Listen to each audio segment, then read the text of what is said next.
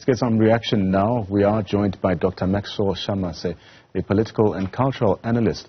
A warm welcome to you, Dr Shamase. Now, the recent launch of this political party by the Shembe Church has sparked a considerable interest as well as discussion. Could you provide us with an overview of this development and also its significance in the context of both religion as well as politics? Thank you in the studio and greetings to your viewers. And this is a very interesting development indeed, because you remember that around 2006, another African Nazareth Democratic Movement was formed by the very same church under the leadership of Mr. Nhlanhla Sehume. And the church at that time distanced itself from this political movement. It was led by His Holiness Bimbeni at that time, and now it's led by His Holiness Newzroom. They distanced themselves from such political formations because the argument was that it's against the principles and the teachings of the founder of the church, Prophet Isaiah Shembe. And now that became defunct because it was formed in 2004, but it didn't participate in the 2004 political general election in South Africa. It didn't also participate in the 2008 general elections, but it also emerged even at that time. Now we have this one called Africa Unite Congress, now led by the Honorable Nhlanhla, as he says. But to me, he sounds self-contradictory in the sense that he says it comes from the collective wisdom of the church membership, and yet they don't want to immerse it with the church and its teachings, and they don't want to drag the church into politics.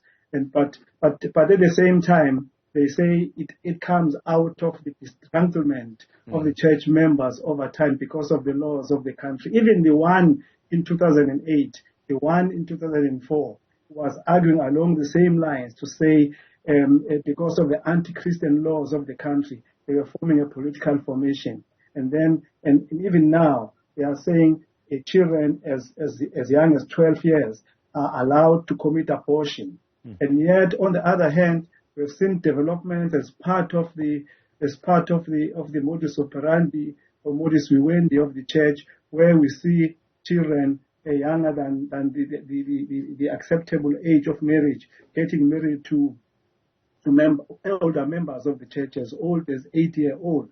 So this is a very, very, very interesting development because apparently there is no blessing from the leadership, but as individual member, as he has alluded to, he can go to the leadership to ask for blessing, not necessarily that this political formation is part and parcel of the church. And this is very contradictory because it says it enjoys support across the churches and even beyond the borders of South Africa. One wonders what would that be, because number one, this sounds like an indigenous formation, in the sense that Christ is not regarded as the center of time separation there, but rather the leader at a given time, and then it's rooted in cultural trappings. It's rooted in cultural traditions of the Zulu people, and not necessarily adhering to all the strict rules of Christianity as embodied by Christ. Which brings me to my next question. I mean, religion has long held a central place in shaping societal values and beliefs. What are the potential advantages and also the challenges that arise when a religious institution like the Shembe Church decides to venture into the realm of politics? Disastrous, because there could here be some kind of hidden agendas, in the sense that the real reasons are yet to unfold, because the one given are self-contradictory, and are the reasons that are known already, as I've alluded to. They were there in 2004, there in 2008. Now, there is a potential danger here to immerse, using the very words of the leader, immersing the church into politics. Already, the church is embroiled into leadership contest. There are two powerful factions, and then though this one of Obuhleni seems to be enjoying the majority support with a large membership, but still, in terms of the court, the leader was not legitimized and was declared as illegally operating there.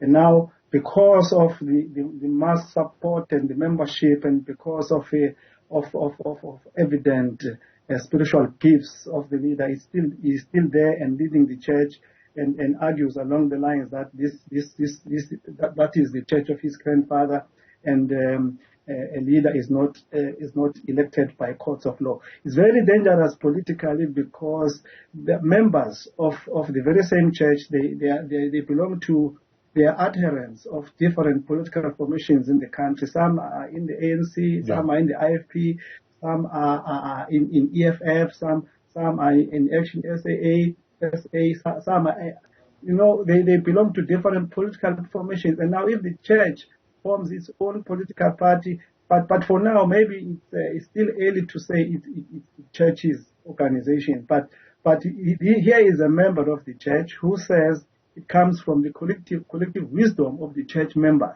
At the same time, they don't want to immerse it into politics. It has nothing to do with the spiritual side of the church. That is self-contradictory, because the very same reasons advanced for reformation are the same reasons that were advanced even in 2008 by the other one called African Nazareth Democratic Movement of Mr. Nhlanhla. Now, it has a new face now. It's a new name and a new leadership, but still, it's still the same, advancing the same reasons for the formation of the church. Now, the Shembe Church has a sizable following and a distinct cultural identity as well.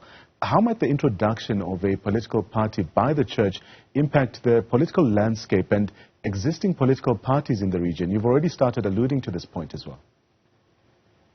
Negatively. It impacts negatively, because we have seen even the president of the country going there to solicit blessings, because the leader is viewed as above politics, and the spiritual leader who accommodates everybody from all political formations. We saw even as much as the king is a member of that church, and when he was coronated, we didn't see the church being deeply involved into that, because it is understood that the king is above all that, and the king is for everybody. Now, similar thing happens here.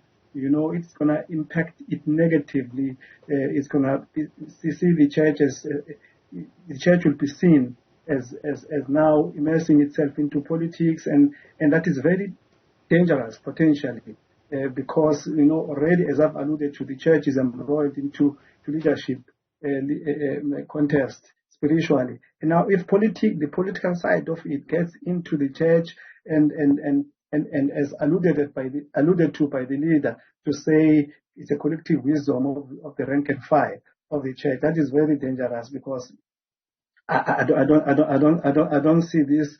But in terms of membership and hope that he will be supported, I understand his stance, but it's potentially dangerous, given the fact that the church members there, they belong to different political parties. There's going to be conflict, a heightened conflict, and also mess up the church and dilute even the very principles of the founder of the church, Prophet Isaiah Shembe.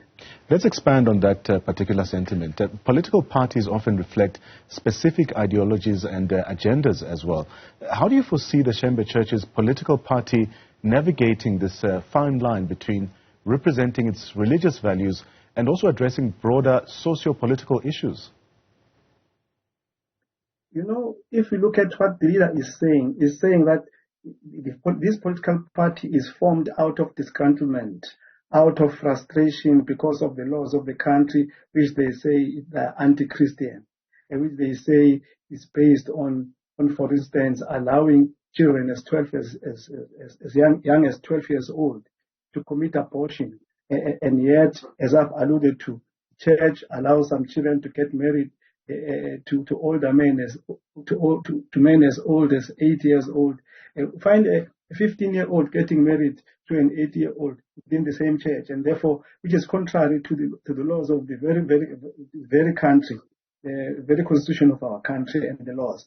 Now, immersing the church into politics and also viewing themselves as representing, as protecting the social-cultural modus vivendi, a way of life. To me, that is it's good, but it's a bit self-contradictory and dangerous if it is true that it comes from the collective wisdom of the church members. Because you could say as an individual, I'm forming this and solicit blessings for my leader. That is something different from saying a collective wisdom of the church members forming a political party simply because of the anti-Christian laws of the country. And yet, at the very same time, the very spiritual formation doesn't regard Christ as the center of time separation. That's Dr. Maxwell Shamase, political and cultural analyst, helping us unpack this intricate interplay of religion and politics through the lens of the Shembe Church's political party launch.